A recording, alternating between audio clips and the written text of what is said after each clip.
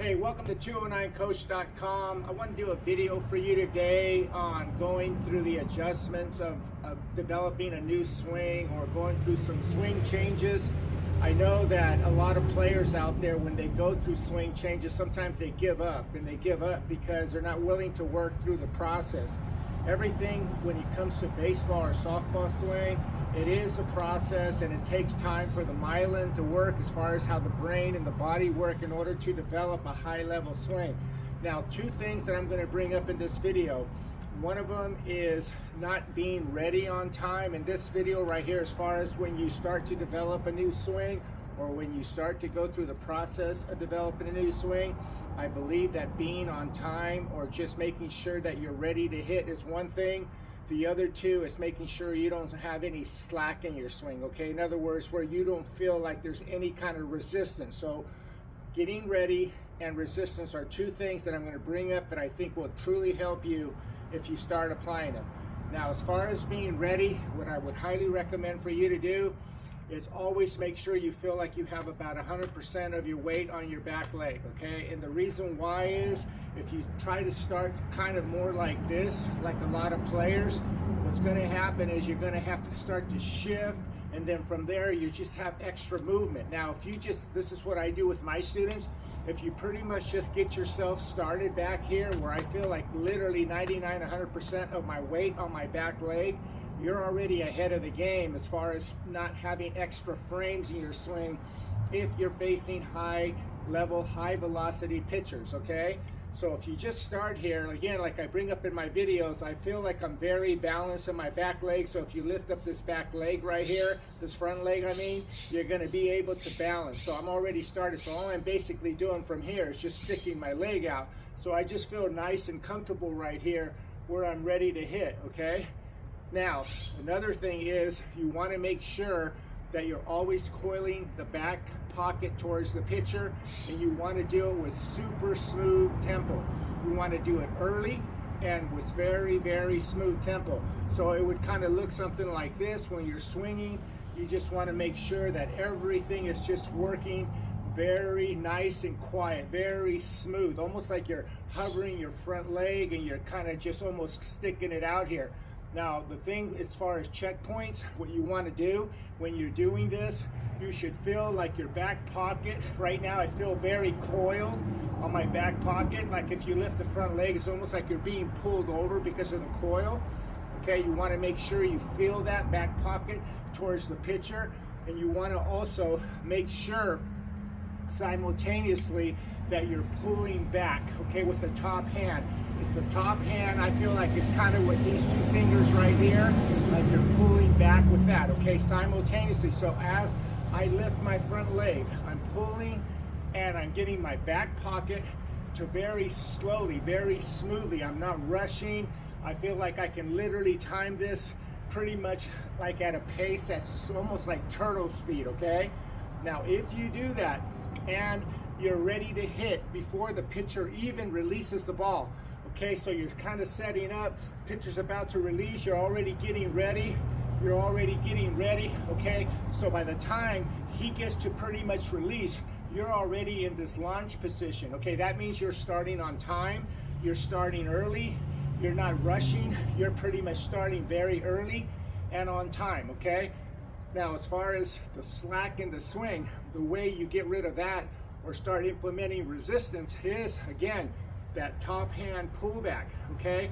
Simultaneously, as your back pocket starts to work towards the pitcher, you really want to make sure that you're getting into this pullback where the back elbow is working up, back, and behind you. Up, back, and behind you. Now right here, I'm feeling like I'm getting lower body coil, and I feel like my top hand is literally working where back elbow is working up, back, and behind me.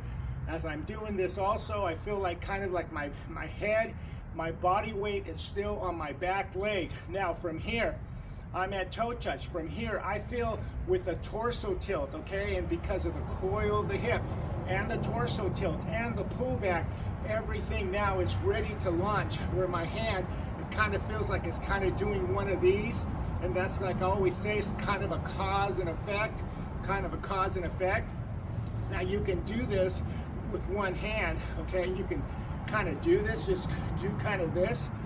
If you have this hand kind of pulling this way and this hand kind of pulling this way, it will naturally get behind you like this. Now notice how if I do this nice and smooth and I just go to like I'm taking a pitch, right? I'm just taking a pitch. You can see here, it's very obvious from here, I'm already able to launch from toe touch, and I'm able to hit from this area of my swing here. I'm ready to hit early and on time, and I'm ready to hit with a lot of resistance, a lot of pullback, a lot of coil on my hip. That combined with the coil of my hip with the top hand pullback equates to a lot of launching power. You're ready to launch immediately, but it's crucial when you first start developing a swing, okay, that you start doing everything in turtle speed and super smooth tempo. Another thing is, I would highly recommend for you to do this in front of a mirror. Do it in front of a mirror so that when you're looking at yourself, you can actually see, is my head over my back leg more than it is out here, okay? More here than here. You want more of this than this, okay? Another thing is, do you want to see that your back elbow is working up, back, and behind you? So when you look in the mirror, is your back elbow where you kind of have a shoulder to elbow look, where this shoulder is lower, pretty much pointing in the area of the second baseman. If you're a right-hander, okay, and your elbow is up, not swinging kind of like this, there is no resistance here. This would produce a very weak hit right here, okay? This right here, I feel, look at the difference between my shoulders here and my shoulders when I literally pull back. I feel like a rubber band being stretched, where I feel like I can explode from right here at toe touch, not heel plant, okay? You want to make sure when you're also doing this, that in front of the mirror, you want to apply some check swings or some take swings, where you're kind of doing this and almost like you're taking a pitch, where you're here and you feel like this, like you're taking a pitch, okay? You should be doing this where the knob is kind of facing upward like this, not where you're taking a pitch where you're kind of doing this. A lot of players do this when they take a pitch, okay? If you do this, okay, that means the next move, even if you have a pretty good follow through from here, you're going to be going up here possibly, but by then the bat speed is going down this way, and then later it gets here instead of it being here to right here, okay? So these two things, start early and on time with very smooth tempo, and make sure you're applying that pullback.